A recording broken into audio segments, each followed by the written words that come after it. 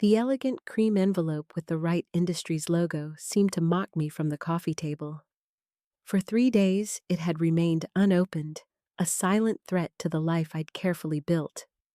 When I finally gathered the courage to break the seal, I found exactly what I'd feared, a contract with my name, Emma Carter Wright, at the top, followed by clauses designed to strip away my independence bit by bit. My hands trembled as I read through what the Wright family called their Family Alignment Agreement. The document stipulated that I must prioritize Wright family events above all other commitments, submit my business ventures for family approval, maintain appropriate public appearance, and most invasively grant the family access to my personal financial accounts. Emma. My husband Alex's voice floated down from upstairs. Have you seen my navy tie? I quickly tucked the document into my laptop bag. Check the dresser. I called back, forcing steadiness into my voice.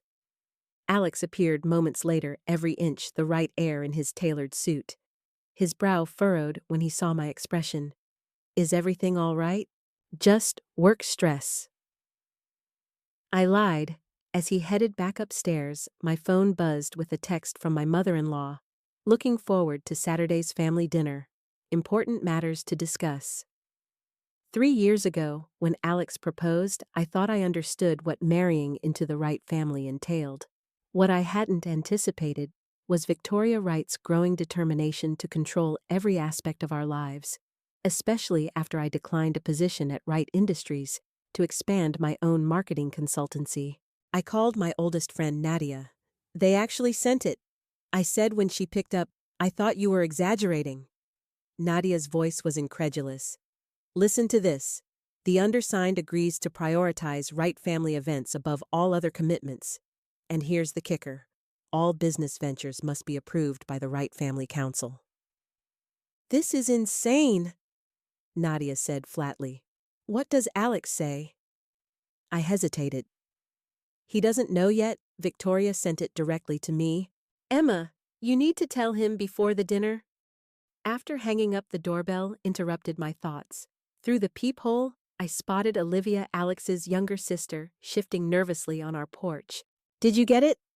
She asked without preamble after I opened the door. Get what? Don't play dumb, Emma. The agreement mother's sending them to everyone this week. Even Dev got one. Dev was her long-term partner, whom Victoria had never fully approved of.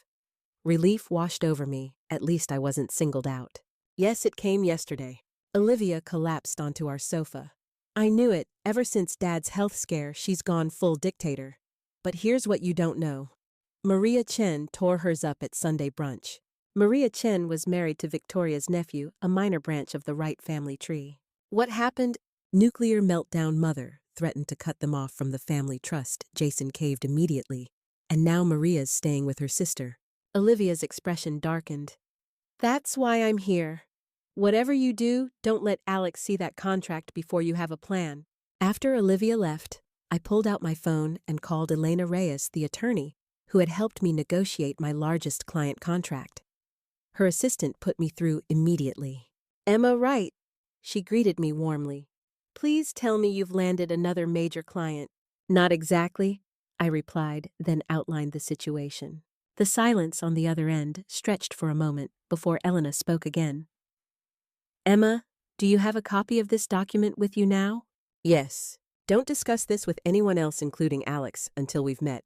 Can you come to my office tomorrow at 9:00 a.m.? That night, as Alex and I moved through our evening routine, I felt the weight of the unspoken secret between us. Elena's office overlooked the Wright Industries headquarters across Union Square. Her conference room was meticulously arranged, water bottles at each seat, notepads precisely aligned, the morning sunlight filtering through adjustable blinds. The Wright Family Alignment Agreement. Elena said, placing the document before me, now bearing her annotations in precise blue ink. This is exceptionally overreaching. Is it legal? I asked. Parts of it highly questionable. But the larger issue isn't its legality, it's the intent behind it. She turned to specific pages. This clause effectively places your business under family approval. This one requires you to disclose all professional contacts, and this would give your mother-in-law authority to speak on your behalf in professional settings. My marketing instincts kicked in. Why now? The timing seems deliberate. An excellent question. Have there been recent changes in the family dynamic? I thought of what Olivia had mentioned. My father-in-law had a minor heart attack 3 months ago. He's recovered, but he stepped back from day-to-day operations. And your mother-in-law has assumed more control. I nodded. Victoria's always been involved, but now she's the public face of Wright Industries. I recently connected them with Horizon Tech, potentially their biggest client this year. Elena made a note. Emma, I need to be absolutely clear about what you want. Do you want to preserve your independence while maintaining family harmony? Or are you prepared for a more adversarial approach? I thought about Alex, caught between loyalty to his family and love for me. I want to stay married to Alex without becoming a Wright employee. I want respect for my career without being seen as a threat to their legacy. I want them to understand that controlling me will only push us both away. Elena nodded. Then we have work to do. Later, I met Alex for lunch and placed the contract on the table between us. Your mother sent this to me. Apparently, I'm expected to sign it on Saturday. Alex stared at the document, confusion giving way to dismay. I had no idea, he said finally. Emma, I swear I didn't know about this. I believe you, but it doesn't change the fact that your mother expects me to sign away my independence. This isn't like her. She's been under tremendous pressure since Dad's heart attack. Alex, I love you, but this isn't normal. No healthy family requires a loyalty oath. Alex ran his hand through his hair. What do you want me to do? She's my mother, and the company is our family legacy. Talk to her. Tell her I won't be signing it, but I'm willing to discuss legitimate concerns about family obligations. That evening, Elena called with an update. I've reviewed the Wright family trust documents. Did you know there's a clause about family harmony? What does that mean? It means Victoria can't actually cut off family members without cause. The trust was established by Alex's grandfather with specific protections against exactly this kind of manipulation. For the first time since receiving the contract, I felt a flicker of hope. Also, Wright Industries doesn't have the infrastructure to actually deliver what they're promising Horizon Tech. Elena continued. But I just revised their entire strategy. On paper, yes, but their infrastructure is outdated. Victoria needs your expertise more than she's admitting, which gives us leverage.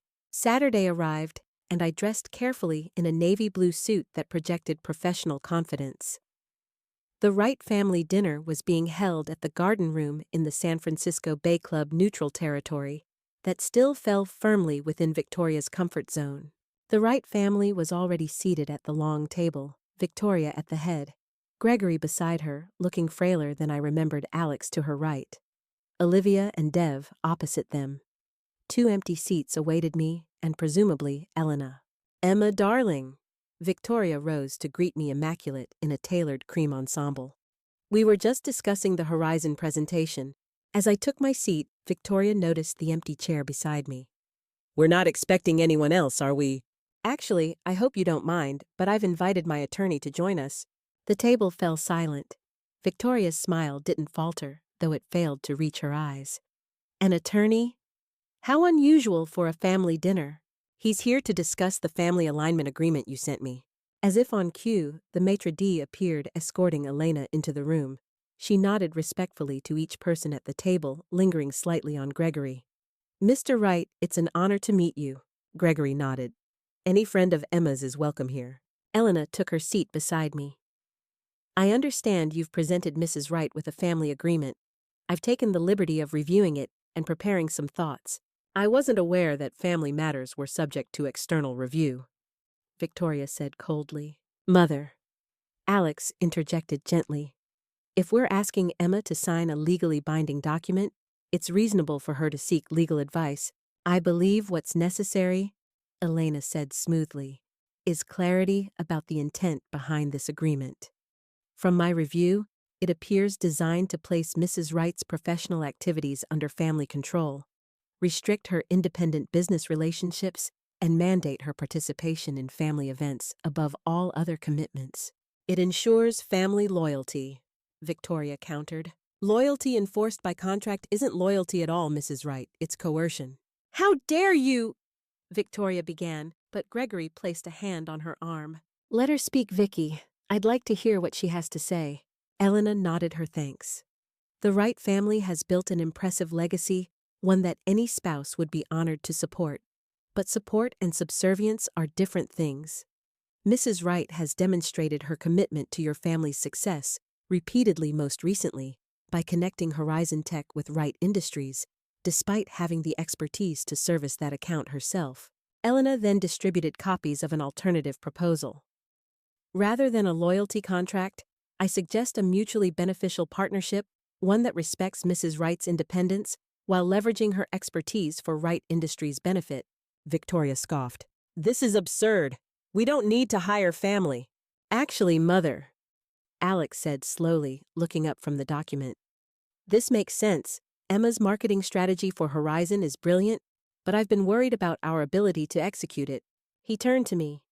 You'd really do this formally consult for us while maintaining your other clients. I said, I've never wanted to see Wright Industries fail, Alex. It's your heritage. I just can't sacrifice my own identity to preserve it. Gregory reached for the proposal, reading it carefully. This arrangement actually solves several problems. The board has been pushing us to bring in marketing expertise, and, he added, glancing at his wife, it preserves the family harmony clause in the trust. Victoria's head snapped up. What do you know about that clause? Enough to know that forcing family members to choose between their spouse and their birthright violates it.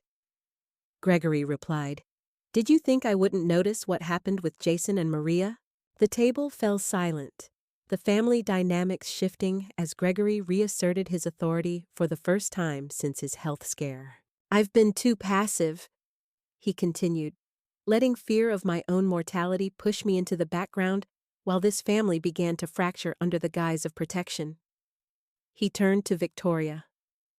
We built Wright Industries together, Vicky, but we didn't build it to become a weapon against our own children and their chosen partners. Victoria's facade crumbled slightly. The company is vulnerable, Gregory. The industry is changing faster than we can adapt. We've already lost control, he said gently. But we haven't lost our family. Not yet. He turned to me and Elena. This partnership proposal has merit, Victoria, and I will review it fully. But in principle, I believe it offers a path forward that respects everyone's interests. And the alignment agreement? Elena prompted. Gregory looked directly at his wife.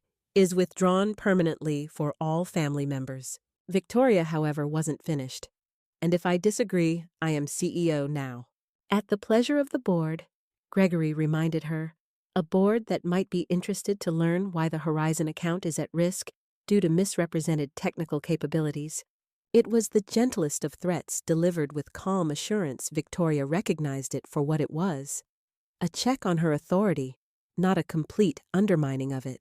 I need time to consider this alternative, she said finally. Later that night, as Alex and I walked to our car, he pulled me close.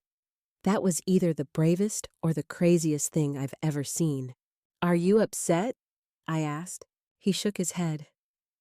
Relieved, actually. I've been caught between you and my family for so long that I'd forgotten there might be a middle path. He kissed me gently. Thank you for fighting for us instead of just walking away. 3 days later, Victoria summoned everyone to the Wright estate.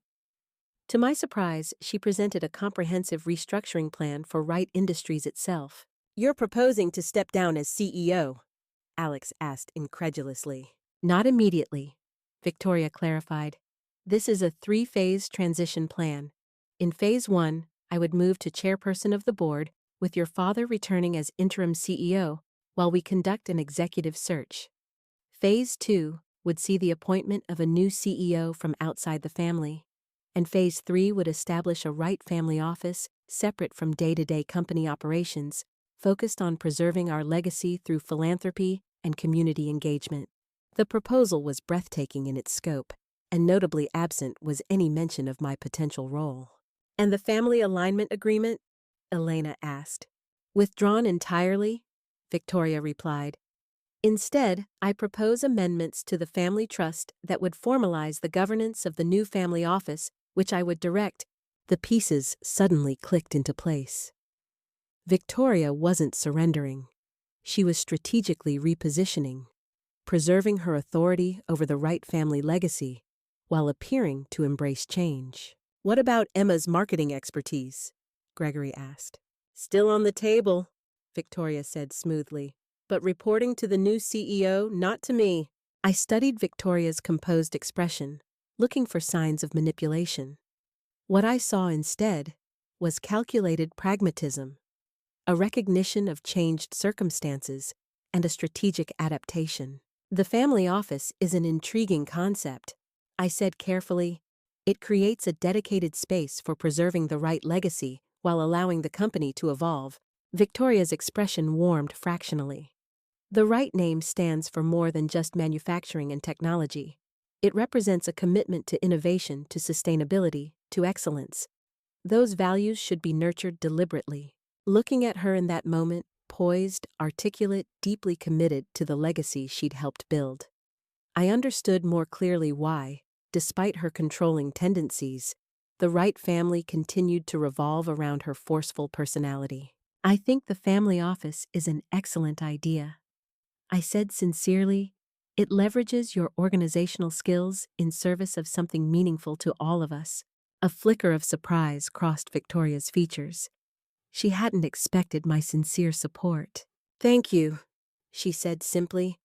"I believe it's the right solution for everyone concerned." 3 months later, I found myself walking beside Victoria through the gardens of the Wright estate, after the formal celebration marking the establishment of the Wright family office. "The fresh air helps me think," she explained, leading me toward a secluded path, "and we should talk privately." As we walked, I waited for her to reveal the purpose of this unexpected tête-à-tête. "You handled yourself well in there," she said finally. "Professional, strategic, focused on outcomes rather than emotions." Coming from Victoria, this was high praise. "Thank you. I could say the same about your restructuring proposal." A faint smile touched her lips. "Gregory thinks I've had some grand epiphany about my controlling tendencies. The truth is simpler. I'm pragmatic. Fighting these changes would damage the family and the company I've spent my life building." "That's still wisdom," I observed, recognizing when adaptation serves your core values better than resistance. Victoria studied me with new interest. "You understand that, don't you? The difference between surrendering and strategically repositioning?" I was a marketing strategist. I reminded her, I learned to recognize when a frontal assault would fail and a flanking maneuver might succeed. For the first time, Victoria seemed to be seeing me clearly, not as a threat to her authority, but as someone with a mind she could respect. "The family office is not a consolation prize, Emma," she said. "It's the right deployment of my particular skills, just as the marketing role is the right deployment of yours." She gestured toward an immaculately pruned rose garden. "People think I'm rigid because I like structure and order. But look at these roses. The structure is what allows them to flourish. Without support and boundaries, they'd collapse under their own weight." It was perhaps the most revealing statement Victoria had ever made about her worldview. She genuinely believed her controlling behaviors were supportive rather than restrictive. "The difference," I suggested gently, "is that roses don't resent the trellises that support them. People need to choose their own supports." Victoria considered this head tilted slightly. "Perhaps that's where I've erred in assuming everyone benefited from the same structures that strengthened me." As we walked back toward the house, Victoria added, "I still don't entirely approve of how you handled the alignment agreement situation, Emma. But I respect that you fought for your principles without destroying the family in the process. That shows character." Coming from Victoria Wright, this qualified acknowledgement was tantamount to a standing ovation. "For what it's worth, I respect your willingness to adapt rather than entrench. That also shows character." A ghost of a smile touched her lips as we reached the terrace doors. "Then perhaps we can build on that mutual respect as we move forward. Professional boundaries, clear authorities, and recognition of each other's strengths." "I'd like that," I said, and meant it. 1 year later, I stood in our home office reviewing the quarterly report from the Wright Family Office's Digital Inclusion Initiative, the foundation Victoria had created to expand technology access across socioeconomic barriers in the Bay Area. My role as a board member was one of several professional connections Victoria and I had established. Not friendship exactly, but a functional respect built on clear boundaries and mutual recognition of each other's strengths. My marketing consultancy continued to thrive independently, while my position with Wright Industries had evolved under the new CEO Sanjay Patel. Alex appeared in the doorway, excitement evident. The board approved Dad's transition to Chairman Emeritus. It's official.